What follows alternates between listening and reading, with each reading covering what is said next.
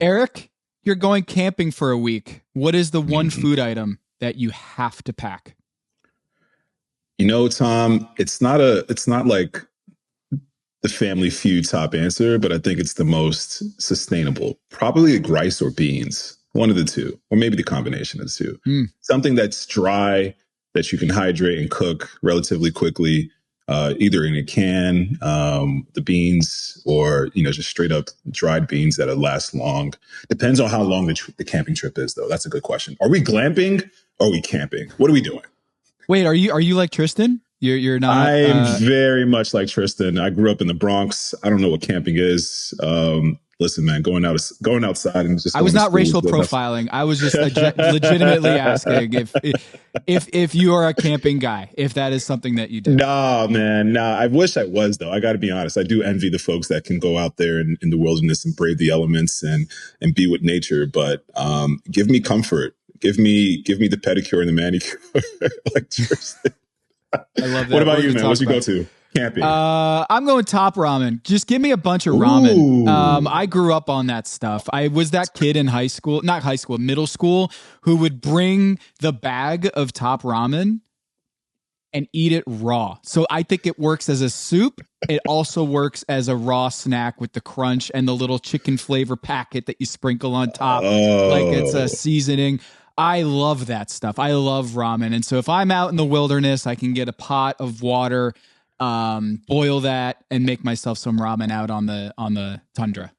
You know what, man? I'm convinced. I'm with you. I can do the top. I forgot about that. Ramen's a great choice. Well done.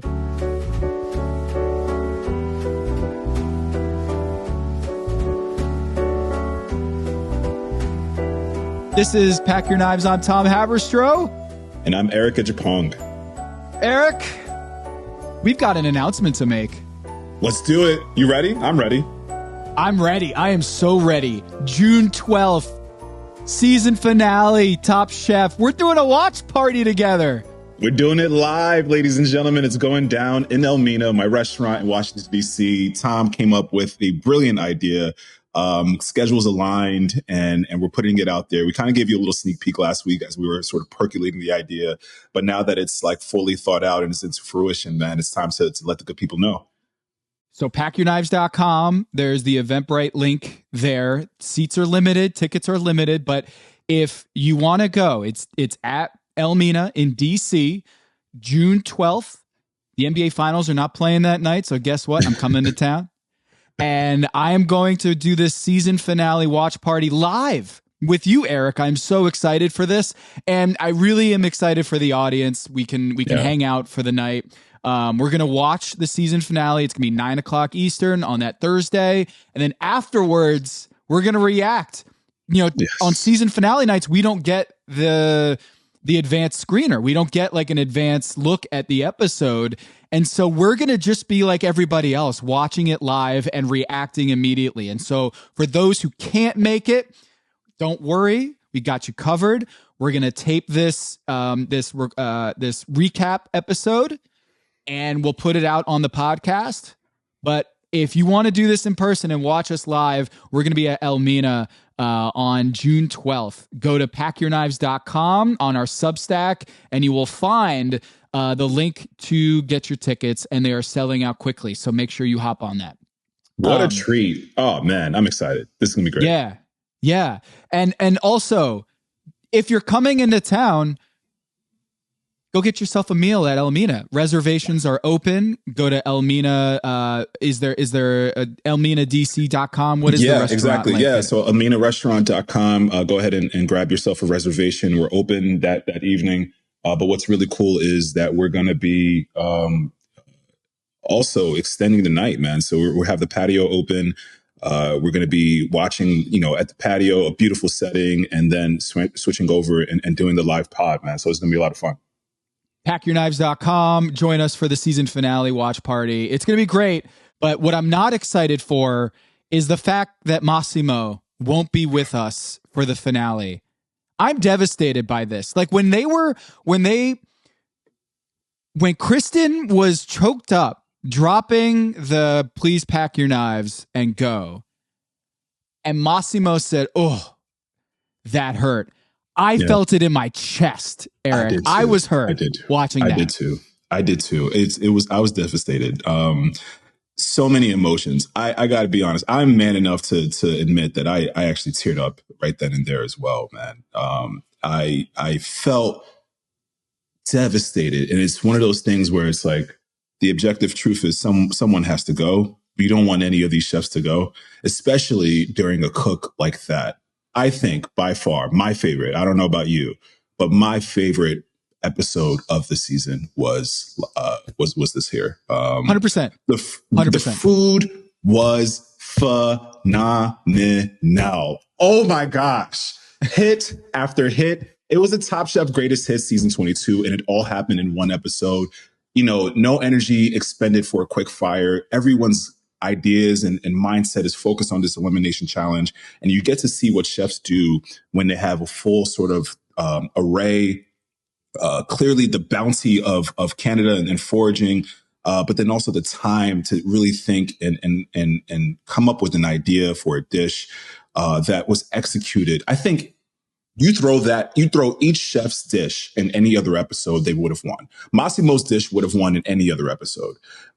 Phenomenal cooking all throughout. And I felt so bad because I felt it from Kristen's side. I felt it from Massimo's side. Top Chef is even Gail, hard, Gail, the Canadian judge had to go send home the only Canadian chef. I'm choking up right now thinking about it, man. Top Chef is effing hard, man. It's the hardest thing I've ever done. And to make it so far and to hear those words, man, I really felt for Massimo because there was, to me, man, like a small, minute error here, if you can call it that. I think at this point of the game, you have to pick something.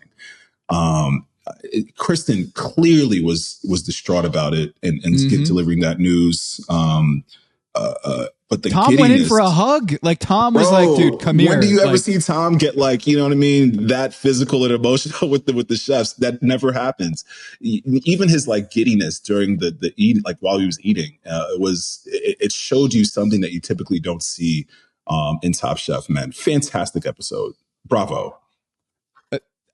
You said bravo. I think Bravo should put this to Emmys, to put this up on the Mount Rushmore of any of the television they've put out. This episode easily. I think, if not the best Top Chef episode I've ever seen, it hit all the right notes. You had the elements, nature, the native lands, and the people coming together to teach the chefs. It was an episode of humanity, the excellency of the chefs. Everything was coming together. The surprise, the inventiveness, the serendipity, all of it coming together.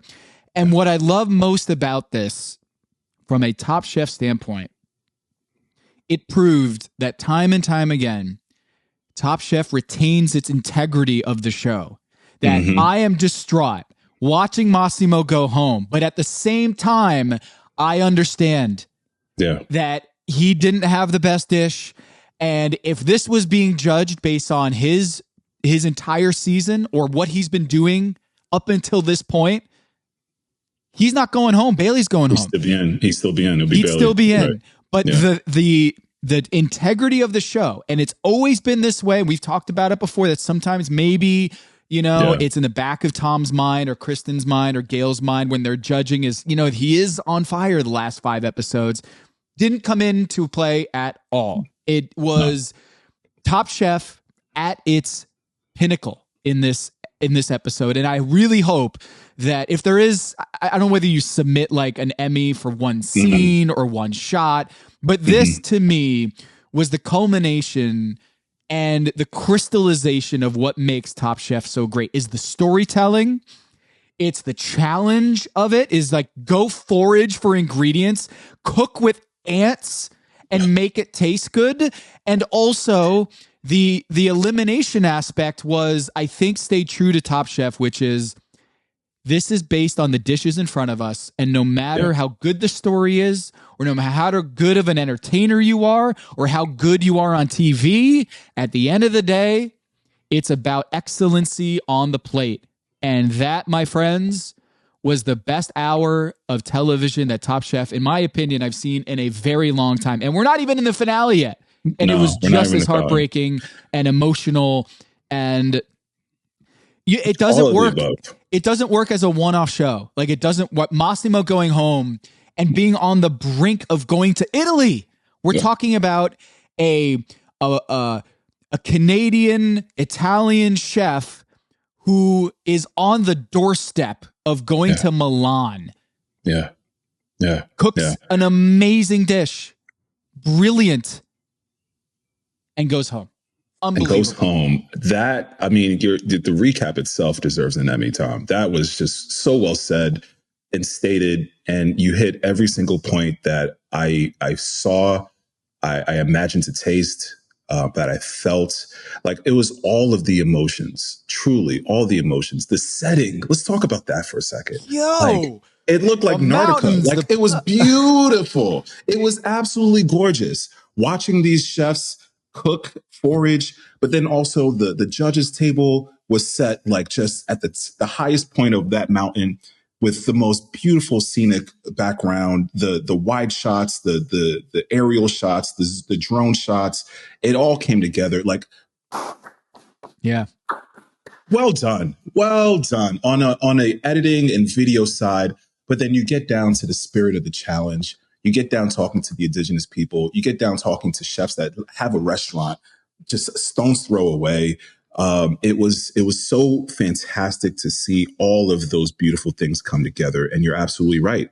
It is not the culmination of what you've been doing in the past. It's the spirit of the challenge and how well you cook to it.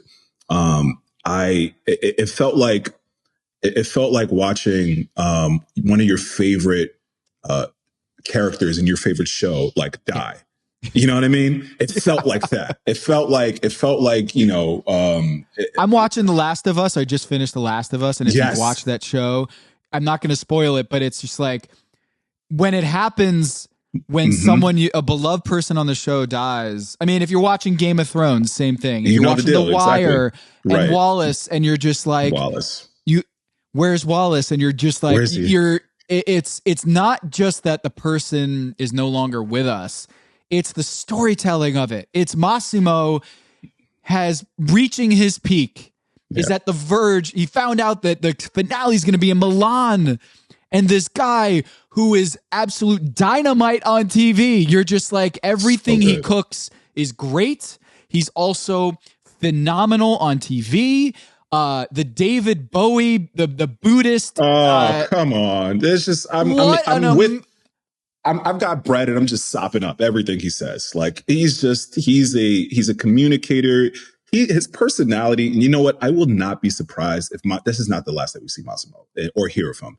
His personality is so just like attractive and it's so endearing. I love watching him cook. He's a brilliant mind. And what gives a little bit of oomph to it is like, you know how much this meant to him, how much it means to everybody, but the show continues to go on, you know, and we get to watch 4 incredible chefs now go into the finale and cook for their lives. And let's not forget about that, because we have Tristan, Cesar, Schwei and Bailey, and Bailey, who are going in and now having an opportunity to hold a title that I think honestly is going to reign and ring bells. It reminded me of watching Top Chef from like day one. Like the first time I watched Top Chef, I fell in love. And watching Tom and hearing Tom talk about like, I want to get back in the kitchen. I was inspired, man. I wanted to run a mile. I wanted to go in the kitchen. I wanted to like create. This was, again, my favorite. It sounds like yours, but I think objectively you can put it in the Mount Rushmore of Top Chef, perfect episodes of all time. I would throw my hat in the ring for this one specifically. Cool. This was fantastic. It was incredible. And we've had some bumps along the way in the season, but it's been the quality of cooking and what Massimo and Shawai and Tristan has been bringing all season long, and especially these last few episodes. It just it's great theater, but it's also great food. And you can, Tom Colicchio is just straight up saying, I love my job. I love what I do. I love this I job. love what I do. I love this job. I want to get back. You're inspiring me. And like, this guy is not this like very sentimental dude. He's a guy who's he's early on in Top Chef, probably more towards the Gordon Ramsay or Simon Cowell, just like the more curmudgeon judge, steely guy that when he walks into the room, you're just like, oh shit, there's Tom Colicchio. In this episode, it looks like he was such a mushy teddy bear of just like, I love this is amazing. He couldn't believe how good and amazing the setting was. He was just seeing that really drove home what a perfect just production this was. This was a perfect production. Watching Tom go through, as he classically does around this time of the, the seasons where he's talking to the chefs and sort of getting their idea for their dish, and they're cracking jokes, and Schwei's face is almost burnt off, and Tristan's talking about never having to go camping, and just having these really like genuine human to human, moments in the middle of this crazy ass competition, in the middle of this beautiful setting, and you have Tom sort of bringing humanity to it. In a way, it showed, I think, Tom in a light that I haven't seen him in quite some time. I love when Tom gets mushy. You don't, like you mentioned, he's steely. You don't really get to see it, but when it does, he means it. And the emotions ran all throughout. Like watching and hearing Kristen, like she could barely say the words, her voice crackling. Like it broke. It broke me down. I started tearing up. Why did it? Did you feel like you were Massimo up there? Like, did it bring you back to when you were up on judges' table? Is it on a human level, just like how much he poured his heart out into this? On a human level, going through all of this stuff for restaurants and watching your career blossom after this and before, like, it's hard for a reason. Top Chef is difficult for a reason, and the reason why or whoever makes it out of this, and I go back to this quote that Chef Edward Lee told me, you don't have to win Top Chef to be Top Chef, but when you win Top Chef, and if you were to win, it's such a beautiful honor. I was brought back to the days of me just being inspired by the show, watching season 5 and 6. I was inspired by, I felt like I was back in culinary school. I felt like I was,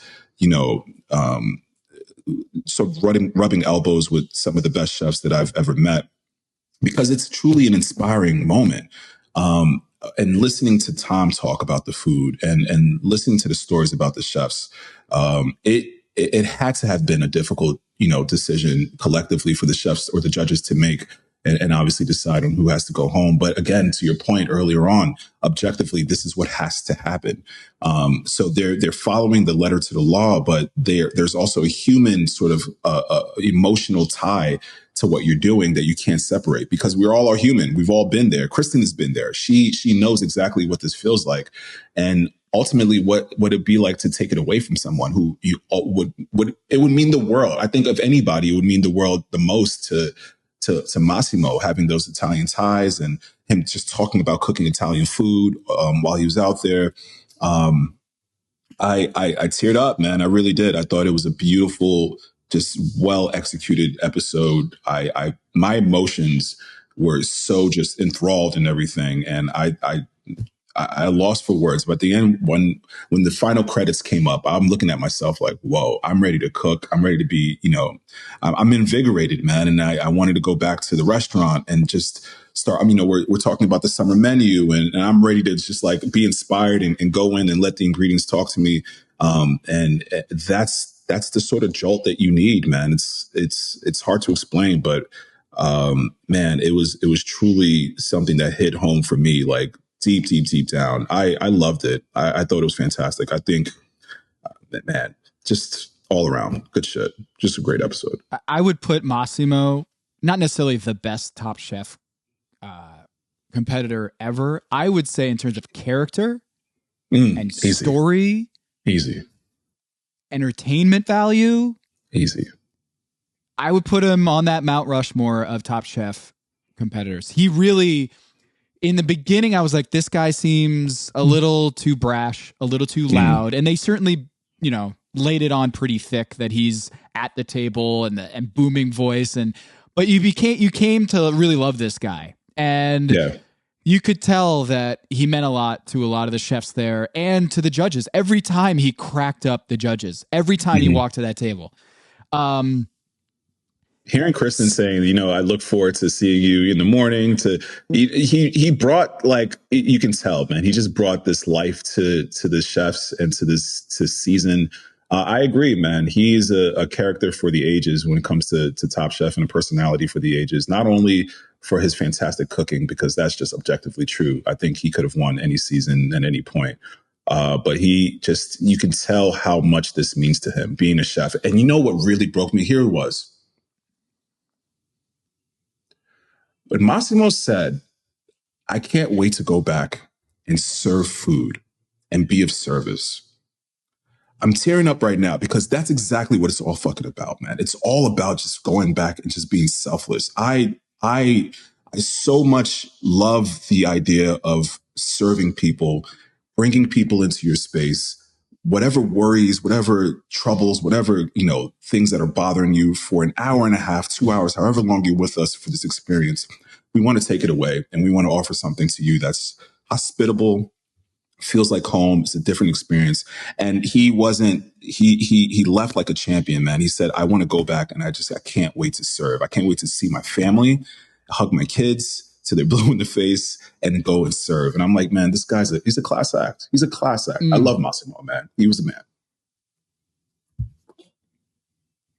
Every time he went to the table, I could not wait to hear what he was going to say. And he delivered in this episode. Yo, the judges' table, when he served his dish, he said, I had to write this down because it was just epic.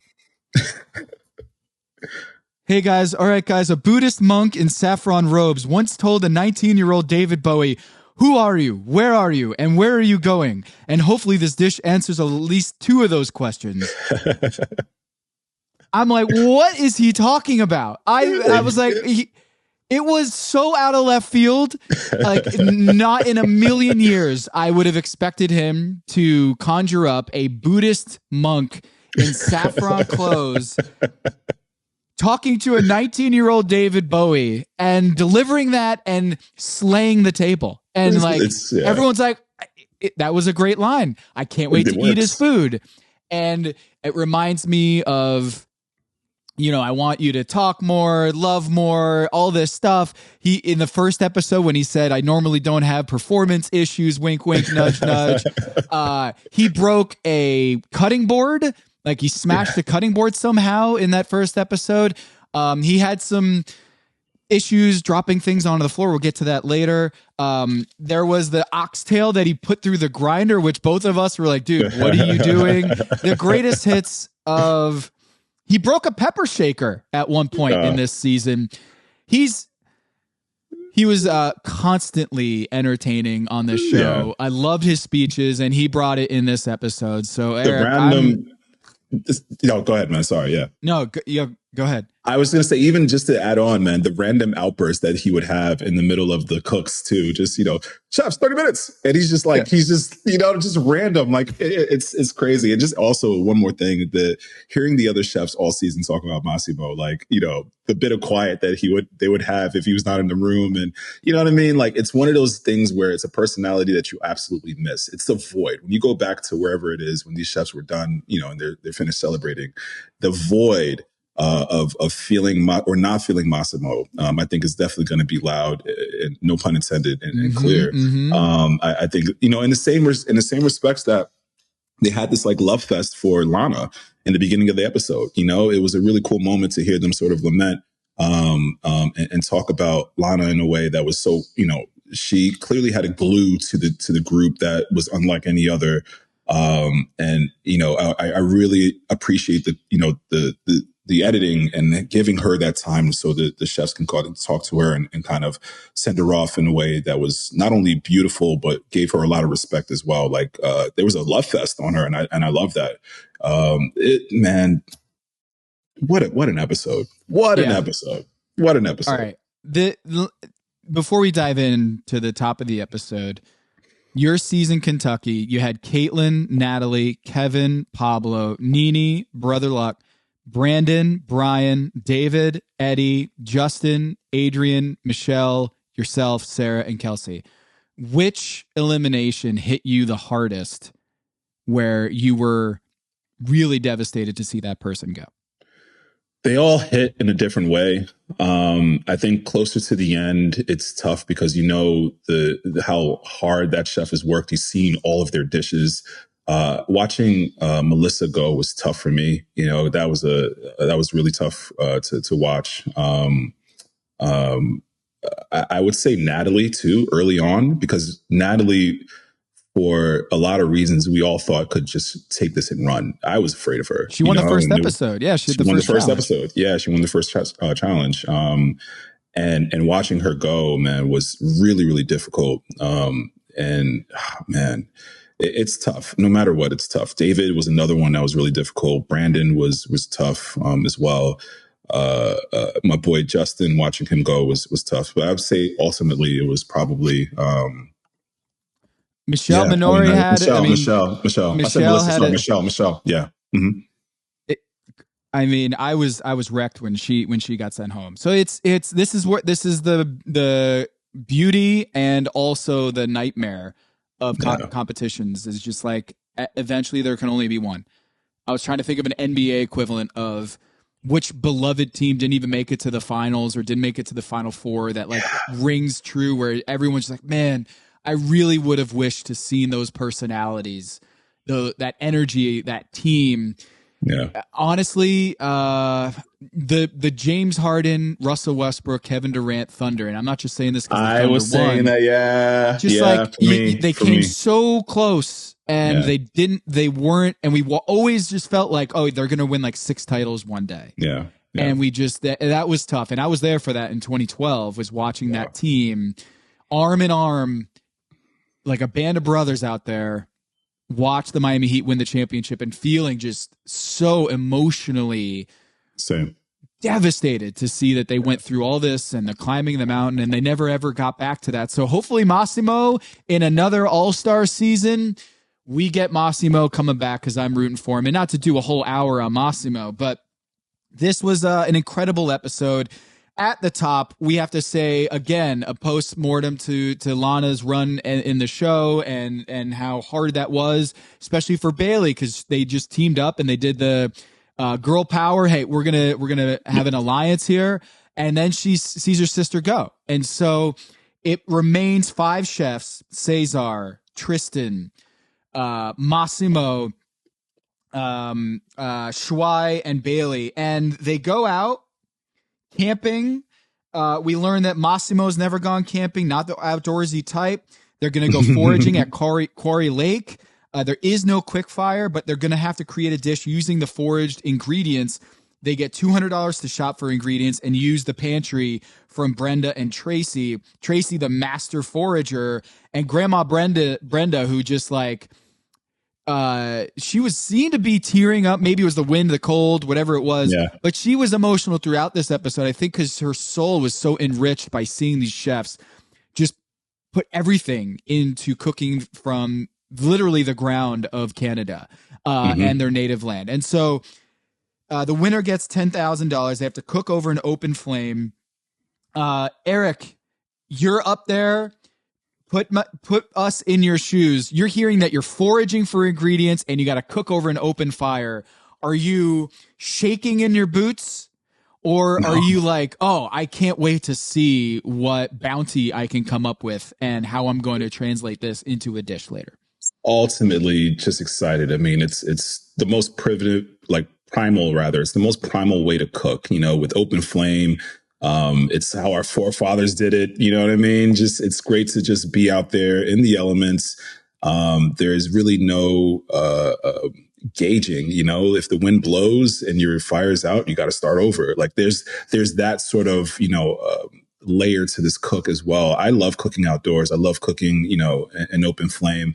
The foraging part, as unexperienced as I am, I'd be still excited just to learn from the people from the land and gathering all these beautiful ingredients. We saw, oh man, different berries and ants, obviously, and juniper and just a bunch of herbs. And it was just cool to see these chefs kind of walk out the aisles, so to speak. They're not in aisle 7 or aisle 4. They're outside. They're in the elements. And they're picking up things and they're using that for inspiration.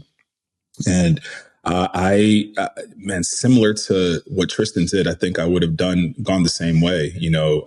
Talking about the people, Taino, yes, exactly. The Taino people and Jerk, man, and I was hoping that he would pick that up. I'm watching it and I'm like, there's something there. You just gotta think about it. Think it through. Think it through. If you're talking about, and he had this beautiful line when he was at the judges table about like how food connects us, and that's exactly it. You don't have to be, born and raised in Canada to have a very visceral experience. If you are very, familiar with your background and food, obviously. And that's exactly where my mind went and Jerk. And I was like, man, if it's a layup, if you don't think so. That's where my mind was, just kind of thinking about, my background and what I'm most comfortable cooking. So I was really, really excited that he picked up and ran with that idea. It's funny that he picked pork, and is cooked too. So it worked, because jerk pork is definitely a thing, and a beautiful dish. And you can tell, man, he really meant to cook the hell out of that pork in the best way possible, man. He babied it. He basted it. He had this makeshift sort of MacGyver setup with this grill, which I thought was hilarious.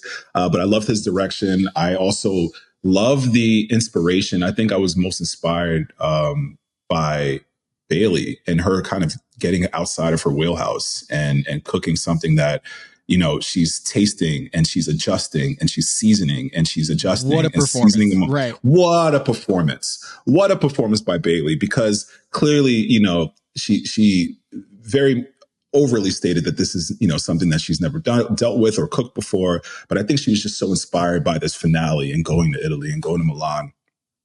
That she really allowed the ingredients to kind of speak for themselves. And it sounds like, minus she was in the lab. She was in the lab. She was in the lab. Big time. And, she made gutsy to I gotta just figure this out. I gotta keep tweaking, keep experimenting. It's gonna find itself. It's gonna find a way. And it came together at the end. I wanted to see her go only because she's on your team. I wanted Massimo selfishly to continue on, but at the end of the day, what she did, and look, it was a lamb skewer. It might have felt like it might not have been, I don't know, technical is not the right word, but clearly, like her black-eyed peas were not enough of a flaw to be sent. I knew Massimo was going home. Like I knew if this show has its integrity and if the edit is accurate, Bailey's safe. She did an incredible job, like workshopping that dish and getting it to a great place. And I'm like with you. I was very impressed by Bailey and Tristan. There are a couple of these things that I wanted to ask you about is the element of sleep on Top Chef. So Massimo takes a nap in the car because he's exhausted. Yeah, that's right. Remember that? Remember he has that nap and he just conks out for a little bit. And then Tristan wakes up at 3 a.m. and has this revelation, right? He has this epiphany, like, oh, it's the Taino folks on the mountains, and like I can do jerk pork. That's it. Yeah. What was sleeping like on Top Chef? Like, are you always just trying to pick up naps here and there, or are you just like totally adrenaline rushing? You're not able to get any cat naps.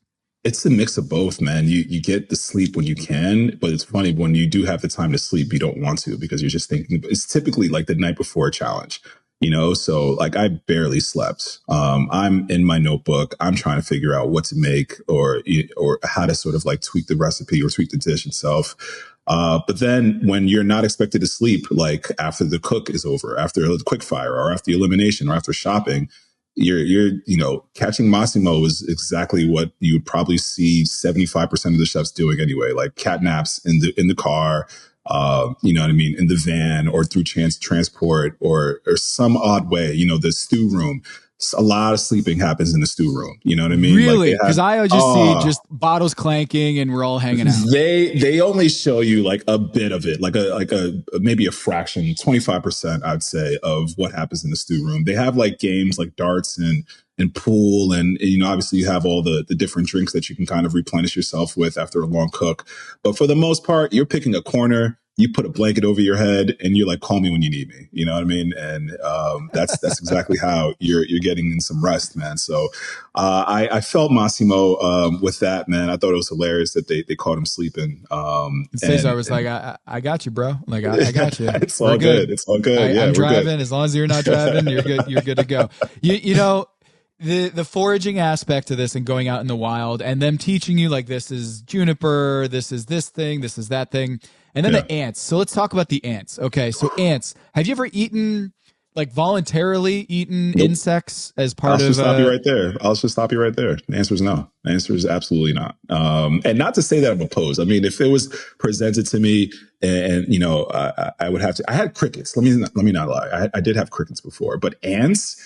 That's a different level, man. I've never cooked ants before. You know, the idea of freezing them and then like dry toasting them. It seems so like barbaric, but it also I loved when Cesar Dude, if you're was cooking like, lobster, I mean that's barbaric too, right? It like is. You know like, what? Touche. You got me there. But I guess it's just the small sort of like these guys are just tiny and they have no idea what's coming to them. And it's funny if you were out there, would you have eaten them? Yeah. Absolutely. Okay. Okay. So you're not like that opposed, or like it's not like you have a phobia or anything. No. It's just you haven't gotten the opportunity to eat. I just haven't had ants. Exactly that. Right. I just never had the opportunity to do so or cook them. But I mean, like, you know, when you're in Rome, you do what the Romans do. And I would have definitely eaten the ants. And, you know, let's talk about the use of the ants for a moment as well, because Cesar talked about, you know, apologizing to them when he was toasting them. I thought that was hilarious. But using the ants in his dish, I thought was brilliant. Schwai, that dude, another round of applause. Schwai in the ant togarashi, my mind completely just blew. Talk to me about the togarashi ant. Like what? Oh my gosh! Kristen was like, "That was brilliant." So why is it brilliant?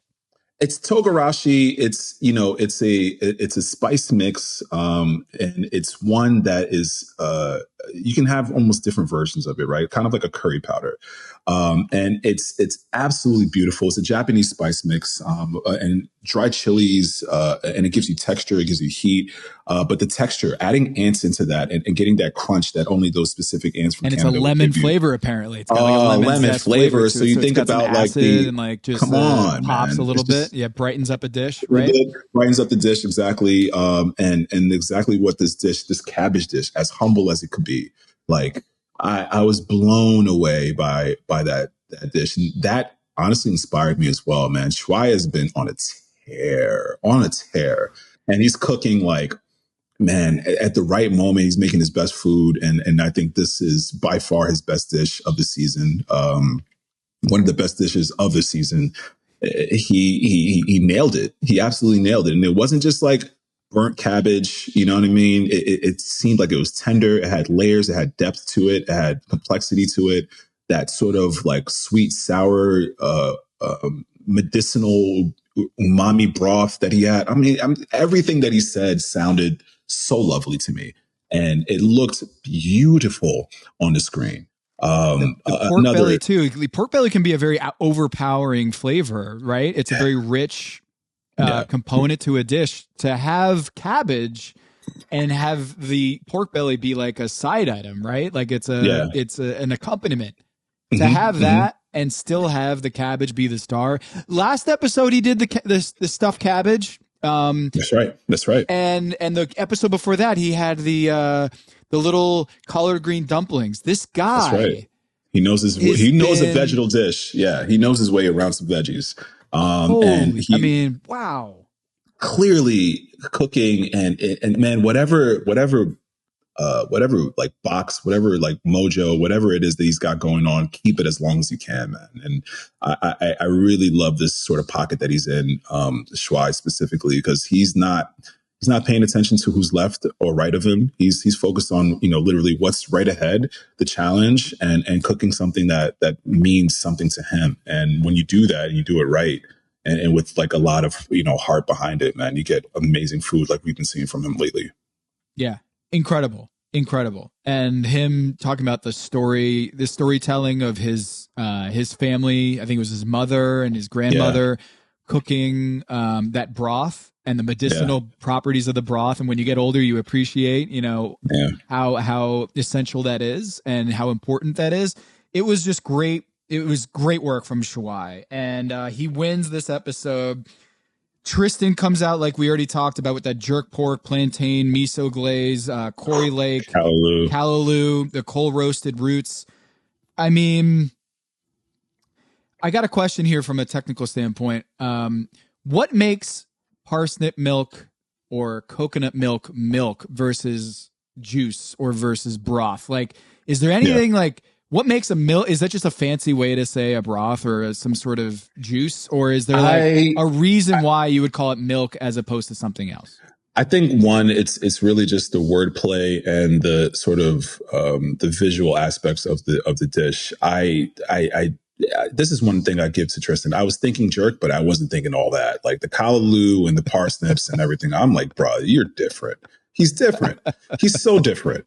He's so damn good. Again, man, I said this a couple of, weeks back, like Michael Vick watching, Lamar Jackson. It's just like, yeah, I see you, like it's so cool to just, see someone, take food and flavors of the diaspora and really just go crazy with it.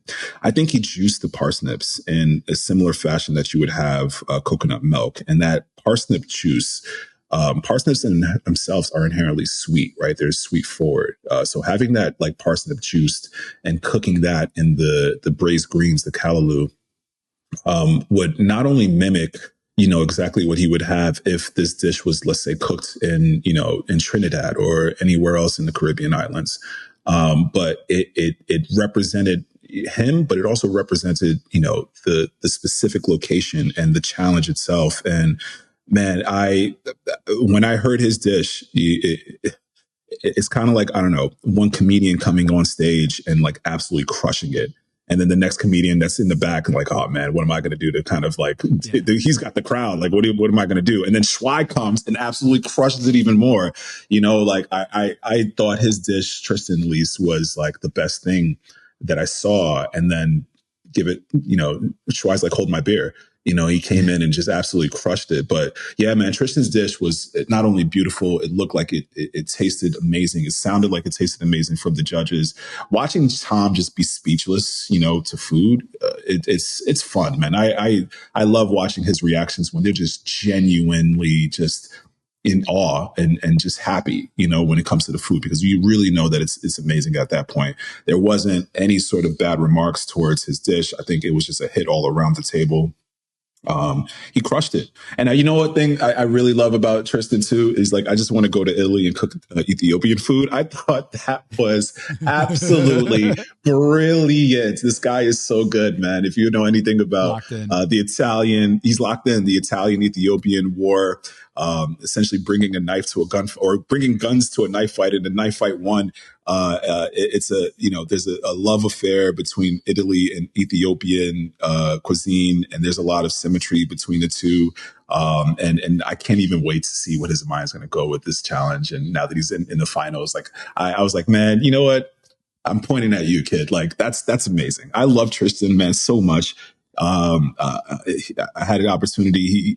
I'm humbled. I'm very, very humbled. It was an interview that he did not too long ago, and then Look at Me Louie style, drop my name, man. And I was really I was humbled by that, man, just as someone who apparently, he looks to and it was inspired by, and it's crazy, man, because I'm inspired by him, man. So it's game recognizing game, but more than that, man, I tip my hat to him and honestly the rest of the chefs. Cesar's dish, absolutely phenomenal.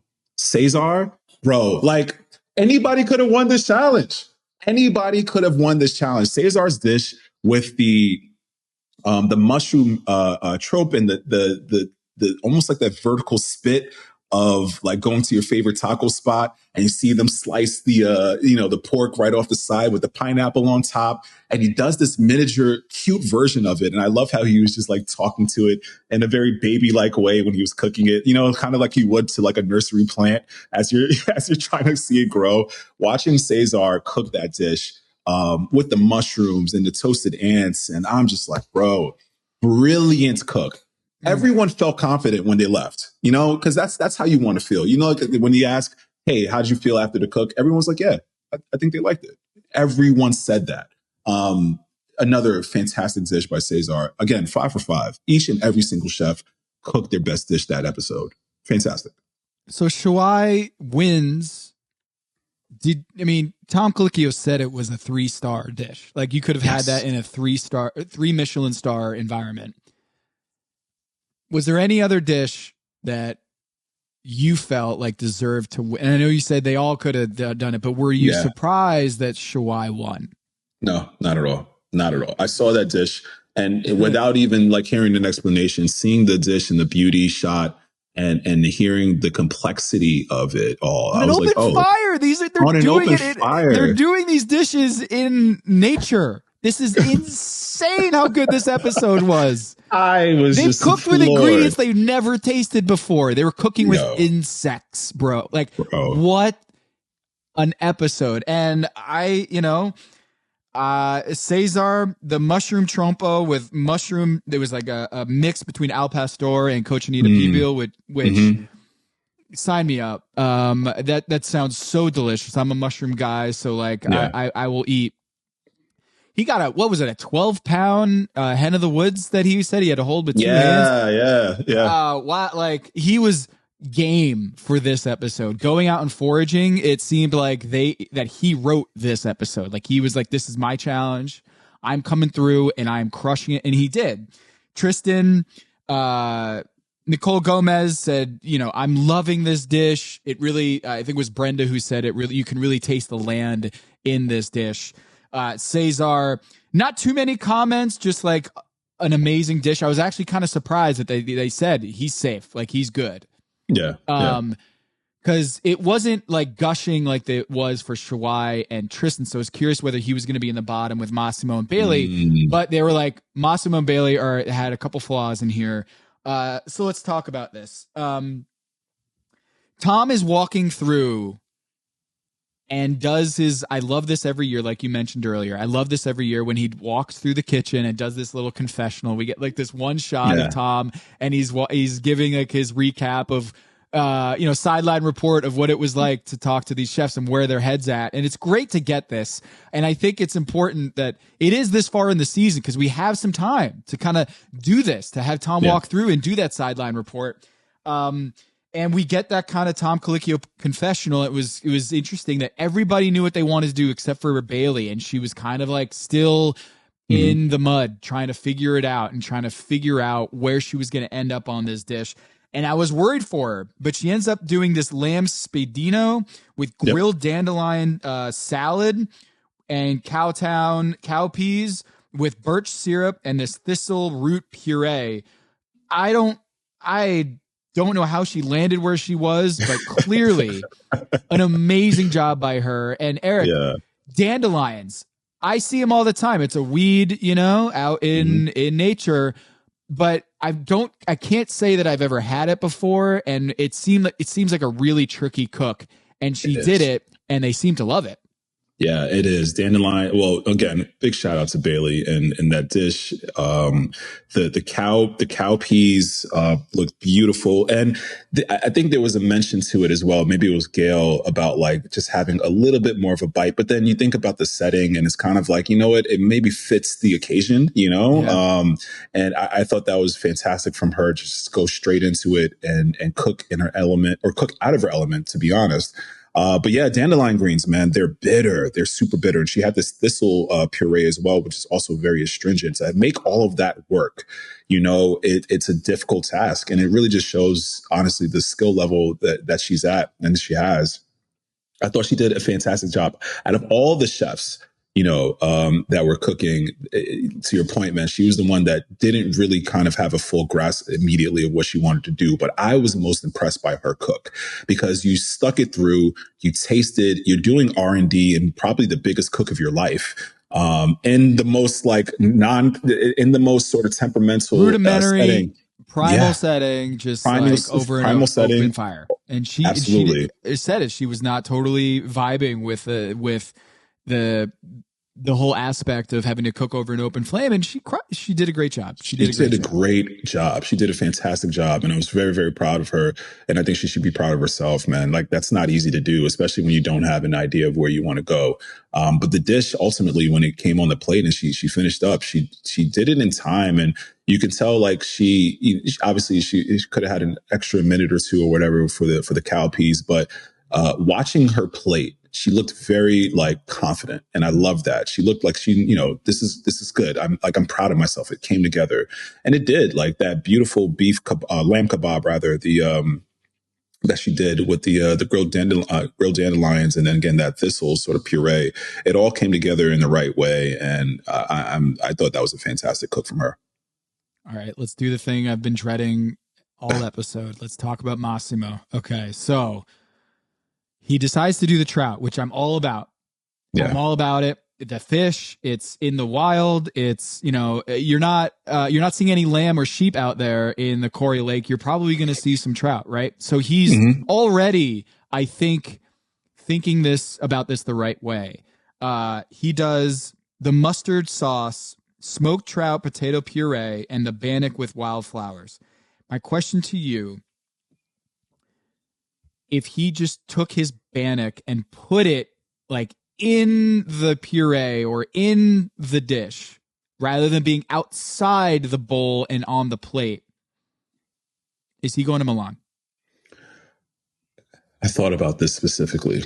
Like, is it a presentation thing? This is where I ultimately landed, Tom. Yes, sir. Mr. Havenstro, this is exactly where I landed, because I think ultimately it was a presentation thing. Massimo is so refined and elegant and French, and, technique, and all of that is fantastic. But when it comes to a camping outdoors setting, that plate looked like it was done in a restaurant. It really did.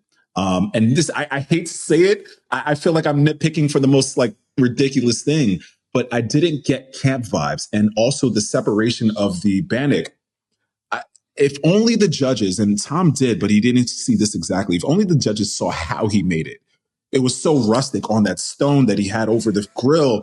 And I'm like, bro, this is brilliant. You're making bannock bread in like it's his, I don't know, bro. It was so beautiful to watch. But then I'm watching him plate. I'm like, this is a little too refined. But watching the skewers go into the trout, I'm like, if you can somehow bring that into the plate, I think it would have fully told the story that he really wanted to. It looked like he had 4 walls, air conditioned, a beautiful Heston stovetop, rationales, and like all the equipment that you would need to make a beautiful Michelin star dish. But he did it outside, and it just shows how freaking good of a cook he is. Because how the hell? Bruh, it's insane. So I wish, yes, I ultimately answer your question. I wish that he would have put the bannock bread somewhere on the plate, but then I don't know if it would have held with the sauces and the trout, maybe put it on top of the trout roe. It just seemed like that one move from moving one element or one component to the dish over to the other, and tasting things separately. It hurt him, because if you plate it separately, then naturally anyone is going to eat it separately. Like, if I'm going to probably have a piece of that bannock bread, taste it, probably have my palate sort of like blown from all the herbs and everything, and then I go in the plate. Kristen said this specifically, like, if you put it all together, that's the perfect bite. So if you would have just sort of eliminated that one step, I think, and maybe plated it differently, we probably would have a different, Final Four going into the finale. What did you think about, I think it was Tracy, the master forager, said, it's not the mustard sauce, like as good as it was, it's not really speaking to the Canadian landscape. Like it's mustard. I thought that was a tough I didn't note like because that. I I was didn't like like, that. I mean, I'm not, maybe Lamb is, it's just, I felt like Massimo's dish could have won, and they've said it. Yes. It could have won. It was not just an amazing cracker and the way he cooked it. It was beautiful, like the colors Gorgeous. and everything, gorgeous. And it was bitter, but it might have been better. And Gail, I felt so, again, the integrity of the show, that you know in your heart of hearts that Gail is rooting for Massimo, like Of rooting course, for the yeah. Canadian to come through. And yet she was the loudest critic of his dish from the edit that we saw. Gail was like, it was too bitter. Wished it was part more, assimilated into the dish somehow. Yeah. And I knew that this show, you're getting the real, because you know that Gail really wants to see Massimo represent Canada in Milan, given all we know about him and given how we know about Destination Canada. And yet that was a critical mistake, and I feel terrible about it. But like, I feel like if that cracker was better presented or better integrated. Yeah. I totally agree. It reminded me, funny enough, of Anya's dish early on in the season with the cracker that was on the side. I think it was the beet dish that she made, and very similar comments where it was like, it felt disjointed, and in the same regard, this dish, as I looked at it again, it's beautiful. We're talking about the thinnest of margins right now. So like, please don't even, if Massimo's listening to this, bro, please don't even take, your dish could have won. Your dish would have probably beaten my dish. You know what I mean? Like, it was a fantastic dish. But it's the thinnest of margins. But when you eliminate sort of the thinking of taking, one thing and sort of eating it separately, and then now having the main dish, that's where the disjointed, I guess, feeling came from. And I'm with you. I thought it was a really tough comment about the mustard, because you told the chefs to be inspired by their surroundings and foraging, and that's exactly what he picked up. And I think ultimately the degree of difficulty and the spirit of the challenge was respected a little bit more in Bailey's dish, because of all the sort of hoops that she had to go through, versus Massimo's dish, where he probably cooked it technically perfectly, but they weren't feeling that played up, and they weren't feeling the story as much as maybe the other dishes spoke to. It's tough though, man. I hate to kind of sparse and mince a little bit of, again, what seemed like 5 perfect dishes. But here we are, man. This is what happens.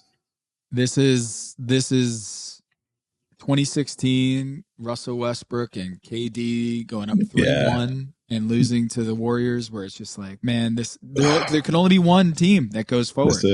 That's it. And that's what we have here. So Massimo is up there, and they do the judges table. Kristen can barely get the words out, and you're seeing Massimo. I didn't even see if Tristan, his reaction, because given what we were talking about, the rivalry between them, I should have went back and watched what Tristan's reaction was. I know in my heart of hearts he's on a competitor level, happy to see him go home, because Massimo was bringing it, man. Like, he was incredible. I screamed. I said no in my place. I was like, no. I was like, this is so tough. I really didn't want to see him go. The camera panning out as you're screaming no, and it's just, you know what I mean? This, it's the same thing. Birds man, are flocking, like sleeping birds are like. There's a bear that woke up from hibernation. You see him in the corner. That's what it was like, man. That's what it felt like. And he just goes, "Oh, that hurt." What a reaction. He wasn't bitter. He was just honest. Like, that hurt. And then Gail had to be like, you did Canada proud. And Tom is just like, give me a hug, dude. Like, come over here. Come over here. Yeah. Tom, what? Tom Kaliki? When does Tom reach across the table? Is like, get over here, dude. That's how much it pained them to say, pack your knives and go. And that was the hardest pack your knives and go I've heard, I think, in all of my Top Chef, time watching Top Chef. I've never heard voice cracking. You saw it even through the glasses, even through the aviators. that Kristen had, you saw her eyes sort of welding up, and it was just like, bro, this is tough. This is tough for everyone. And the however long it takes for the chefs to kind of come back into the fold, you have this information of who's going home before you really announce it. It's in your head, and it's like, man, how do I deliver this bad news? That's what I was feeling for Kristen. Like, how do you deliver this objective news, but also terrible news to someone that clearly could have won this entire competition, and who this finale could have really meant a lot to. It wasn't easy on their side. Obviously, it hurt Massimo as well. But we also got to talk about, man, the 4 chefs that are making it. We have an impressive group led by my team, Tristan, Cesar, and Bailey. I'm going into this finale with a 3 out of 4 chance, if my math is right. 75. Tom, the statistician, please just correct me if I'm wrong. That's pretty good math. Yeah, 75%. Thank you so much. I appreciate that. Thank you. Yeah, 75%.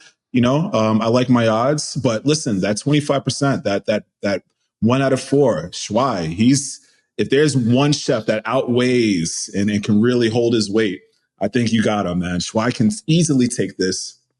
But statistically, my friend, it looks like I'm in the lead, and we'll be gaining some more points moving forward. If you would love, I'd love to hear the run back of the points right now, if you don't mind. All right, scoreboard is 143, Team Eric, 137, my squad. And so it's a 6-point difference. The winner gets 25, like the top chef, that you are top chef, gets 25 for that.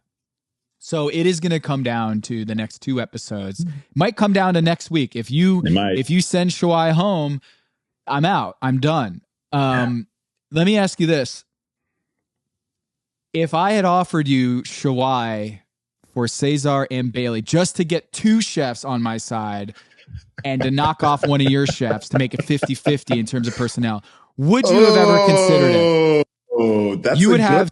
I would say no. I would not have put it on the table. But for you would say yes, right? For Shuai, for Bailey, and Cesar. I'm just throwing it out there.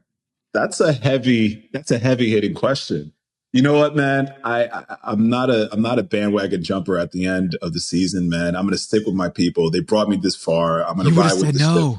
I probably would have said no, but it's a great offer. I would have thought about it. It's like who hangs up first, right? Is it me or you? I would not have put it on the table. I got to talk to my personnel. I wouldn't even put it on there. The guy Shuai. Let's just remind the folks. Shuai won this episode, won the quickfire last episode, was in top 3 last episode, and won the previous episode. So in the last 1, 2, 3, 4 challenges, he's won 3 of them and been in the top in the 4th. Incredible. You talk about 75%. He's won 75% of his last 4. And in the other one that he didn't win, he was in top 3. He's in the top 3. Incredible cooking. He's hot right now. Or top 3 in the elimination challenge. So he's going. He found himself. I'll put another hypothetical on you. If Shuai went home and Massimo was my lone representative going against Tristan, Bailey, and Cesar, would you be as scared as you are of Shuai? If Massimo was in place of Shuai, who are you feeling like, ooh, Tom might actually pull this off? You know what, man? You have 2 heavy hitters, and one of them did unfortunately go home, but I think I would have felt the same way either way. Like Shuai and Massimo are both cooking at the top of their game. And at this point, it's a challenge specific sort of elimination. Like who really speaks, they're both going to cook really well and technically sound. So who speaks to the challenge the best? And who interprets the challenge the best? And we've seen both of them do it at the top of their game. I'm pretty sure Massimo has just as high stats in the last 5, elimination challenges as well. But, to go back to my team, man, no one's hitting it out the park like my guy Tristan over here. I think right now is the clear favorite to win this all. That's where my money's at. That's where my vote is for. I see this happening with maybe a Tristan Shuai, Bailey Cesar, or maybe Cesar Bailey, but I think it's going to go down in a really epic fashion. Yeah. So the points total points this season. Tristan at 75, Schwai at 54, Cesar 29, Bailey 24. So it is a 3-tier game right now in terms of the season performance. 75, 54, 29, 24. So really is an incredible season of Top Chef. The best episode this season and maybe ever in my book, Foraged in a Fire. Couldn't have happened at a better time for us to announce that we're doing a live season finale show, watch party, June 12th. Be there, be square. We're going to make this happen. Packyourknives.com. Go buy your tickets. Come hang out with us. And also book a reservation over at Elmina right now. I already did that. I'm going. I can't wait. I'm going with some family, and I can't wait to bring some of my mom's family. This is something that hit me. You got emotional about it, but the fact that both Tristan and Cesar said, "I can't wait to tell mom. I can't wait to call mom." Yeah. It hit me so hard because I lost my mom a year and a half, almost 2 years now, and there have been so many times in my life where something amazing happens with my daughters. Something incredible happened to me, and all I want to do is call my mom and tell her. Yeah. So when this happened, when they had the biggest professional, most arduous, the culmination of their careers, they're going to Top Chef finale, and all they want to do is call their mom to tell her. That was so cool, man, to hear, and it means it means the world to hear that, moms are the best, and it's it hits in a certain way. So my mother's cousin, he's gonna be at Elmina June 12th along with the crew. Gonna be so exciting. Can't wait to do it. Can't wait to kick it with you, Eric. Even though you are beating me in the fantasy squad, so can't wait. In a couple weeks, I'll see you 2 Thursdays from now. 2 Thursdays from now, man. It'd be great to meet and hang out in person and have you enjoy the space, man. I can't wait. Shout out to moms. I felt that as well. This was an emotional episode. It's going to be an emotional finale, I'm sure, and I can't wait to spend it with you, man. Eric, next week preview. Forgot to mention this. We're going to Milan, and Ali Ghazawi is going to be there from last year's World All-Stars. I had a huge crush on this dude. I thought he was amazing chef, charming. He's going to be there. It's going to be great. There's Olympians, Paralympians. Yeah. They're going to Milan, and it seems like they're bringing it again.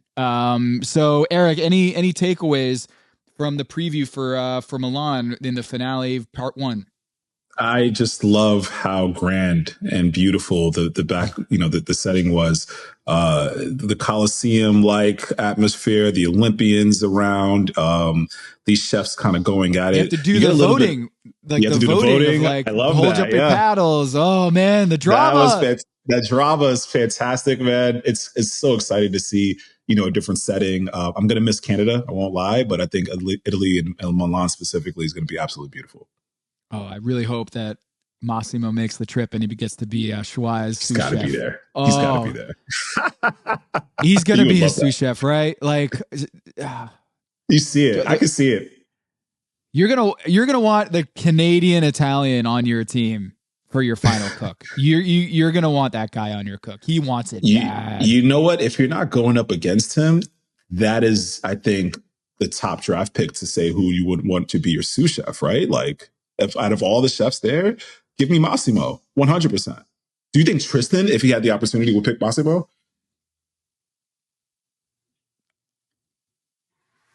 Wow. If you can't beat him, join him style. Like, hey, he beat him. He beat him. Straight up beat him. Yeah. What about Lana? I feel like he might take Lana there. Lana. Tristan. Yeah, Lana. Yeah, I see that. I can see that. But that's a great call. What if Tristan takes Massimo off the board? It's like, yeah, he's on my team. Watch out. You know what, man? Just for strategy, it might be good, but then also it could cause a rift. You want to cook like free and unabashed, and there might be. He won at Restaurant Wars with him though, Eric. He did win as That's Tristan true. with executive chef and That is Massimo's true. front of house, they are already on part of a winning team. So it was That's Vinny, true. it was Lana, Vinny, Tristan, Massimo. Tristan, and Massimo were the Yeah. Restaurant Wars group. So, but yeah. Ooh, Vinny's about. Vinny could be out there too. Vinny could be a great Sue. I mean, Katiana could be a fantastic Sue. Oh my gosh, that'd be fantastic, man! I can't wait. Yeah, it's gonna be great. For Eric Ajapong, I'm Tom Haberstroh, and this is Pack Your Knives. Peace.